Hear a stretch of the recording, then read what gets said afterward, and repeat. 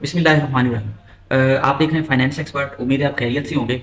Zero income tax return कैसे file करनी है इस वीडियो में मैं आपको करके दिखाता हूँ। आप सैलरी पर्सन हैं, सैलरी पर्सन के आप zero income tax return file करना चाहते हैं। आपने बेशक बिजनेस ऐड किया हुआ है, अब आपका बिजनेस चल नहीं रहा, जो भी चीज़ है, आप पहले सैलरी पर्सन थे, कुछ भी थे, बहरहाल अब इस साल जिस भी साल आप अपनी जीरो की रिटर्न फाइल करना चाहते हो, तो जीरो की रिटर्न कैसे फाइल करनी है मैं आपको बता देता हूँ। खुद भी कर सकते हो, किसी कंसल्टेंट से करवाने की जरूरत नहीं है, क्योंकि सिंपल सी है। आपने एफबीआर की मेन वेबसाइट से आईआरएस पे आ जाना है। मेन वेबसाइट से ही आईआरएस पे जाया करें, क्योंकि बाद में फेक वेबसाइट्स होती हैं, तो आप गलत वेबसाइट पे चले जाते हो और जो आपका डाटा है वो चोरी हो सकता है। यहाँ से आईआरएस पे जाके आपने लॉगिन कर लेना है, ये आपका लॉगिन आ जाएगा। अब आपने जिस भी साल की रिटर्न फाइल करनी है, आपने डिक्लेरेशन में आना है और यहाँ पे नॉर्मल रिटर्न के फॉर्म को आप सिलेक्ट कर सकते हो। वैसे करना चाहें तो सैलरी को भी कर लें, लेकिन नॉर्मल कर लें, ठीक है, कोई इशू नहीं। जिसको मतलब ये जिस साल की भी आप रिटर्न फाइल करेंगे। लेकिन एक चीज याद रखिएगा, बाद दफा जब आप रिटर्न फिल कर लेते हो ना, तो जब उसको सबमिट करने लगते हो तो आपको सिस्टम यहाँ पे नोटिस दे देता है कि ये रिटर्न आपकी सबमिट नहीं हो सकती क्योंकि इसका नोटिस इशू हुआ। तो उसका क्या तरीका है? उसका तरीका ये होता है कि आपने फिर यहाँ पे इनबॉक्स में देखना है कि अगर यहाँ पे आपको किसी साल का नोटिस आया हुआ है, तो फिर आपने रिटर्न का फॉर्म इधर से ओपन नहीं करना डिक्लेरेशन से, फिर आपने यहाँ से ओपन करना है।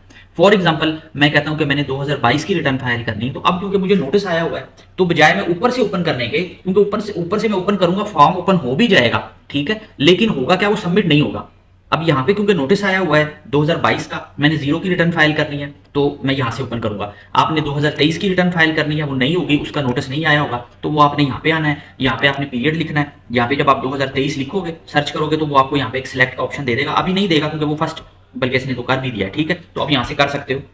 लेकिन ये नहीं करा, देखिए, क्योंकि ये 1 जुलाई के बाद ओपन होगा। तो आपने यहाँ से पीरियड सिलेक्ट कर लेना है, जिस साल की भी रिटर्न फाइल करनी है। और अगर नोटिस आया हुआ है तो आपने कुछ नहीं करना, आपने इन बॉक्स में आना है। यहाँ पे जिस साल की भी रिटर्न फाइल करनी है, जिसका नोटिस आया हुआ है, इस पर क्लिक करें, यहाँ पे रिप्लाई पे क्लिक करें और इस पे पहले ऑप्शन पे क्लिक करके फॉर्म को ओपन कर लें। ठीक है, ये फॉर्म ओपन हो गया है। अब जीरो की रिटर्न जो है वो आप, बाद लोग कहते हैं कि बिल्कुल हमने ब्लैंक सबमिट करनी है, तो उसका तरीका ये है, ठीक है, आप कुछ भी फिल ना करें। बस अगर फर्स्ट टाइम आप फाइल कर रहे हो तो आपने कुछ नहीं फिल करना, वैसे भी कर रहे हो तो आपने कुछ नहीं करना। ज्यादा से ज्यादा वो आपको कहेगा जी एक्सपेंसिव में आप कुछ लिखे तो वो जीरो डाल दें आप, ठीक है। बाकी किसी जगह पे भी कुछ करने की जरूरत नहीं है, क्योंकि आपका जब कुछ करना ही नहीं, आपने जब जीरो ही होगा हर जगह पे, तो वो फिर इसको सबमिट कर लेगा। आपने इसको यहाँ पे जीरो डाल लेना और उसके बाद वेरीफाई कर लेना जो आपका पिन कोड होगा। पिन कोड भूल गया हो तो लॉग आउट के साथ जो है वो चेंज पिन का ऑप्शन नजर आ रहा होता है, वहां से आप कोई भी 4 डिजिट, 1 2 3 4 वो करके पिन अपने नया जनरेट कर सकते हो। तो वेरीफाई करें और उसको सबमिट कर दें, ये जीरो की रिटर्न जो है वो सबमिट हो जाएगी।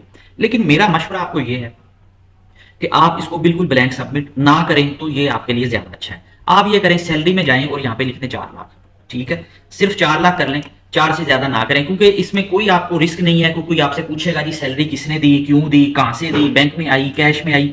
4 लाख की अमाउंट पे कोई रिस्क नहीं है, ये बिल्कुल आप समझ लें कि ये एग्जाम्प्टी अमाउंट है। तो अगर 4 लाख तक लॉ आपको हर साल वाइट मनी की इजाजत देता है, तो एटलीस्ट आपको वो अवेल करनी चाहिए।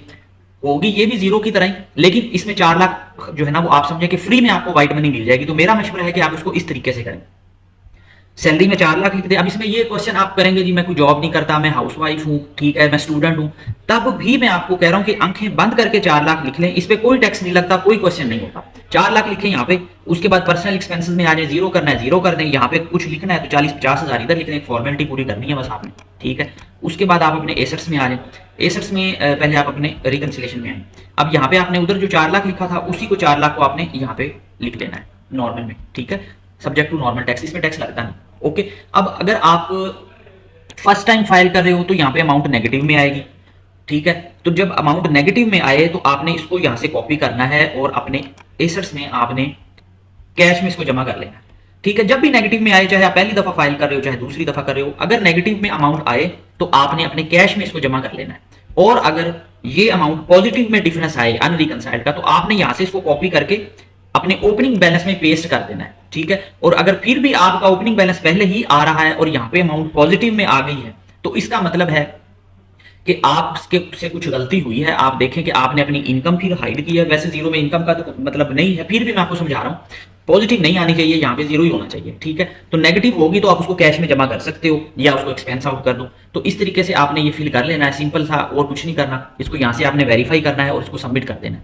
अब चाहे आपके एनटीएन में बिजनेस ऐड है चाहे नहीं है, ठीक है, उसका इस चीज से कोई सरोकार नहीं। आप कहें जी एनटीएन में बिजनेस ऐड है तो मैं सैलरी इनकम डालूंगा, तो मेरे भाई कुछ नहीं होता। मैंने आपको सिंपल सी एक चीज बता दी है, तो अगर आप करना चाहें तो आप इस मशवरे पे अमल कर सकते हो। मैंने ये आपको वो चीज बताई है जो प्रैक्टिकली हम करते हैं। आप चाहे हमारे पेड क्लाइंट्स हैं, चाहे वैसे व्यूवर्स हैं, आप मतलब जो एडवाइस मैं अपने पेड क्लाइंट्स को करता हूँ या हम खुद काम करते हैं, मैंने आपको वो चीज़ बताई है। तो अपना बहुत ज़्यादा ख्याल रखिएगा। Thank you. अल्लाह हाफिज़।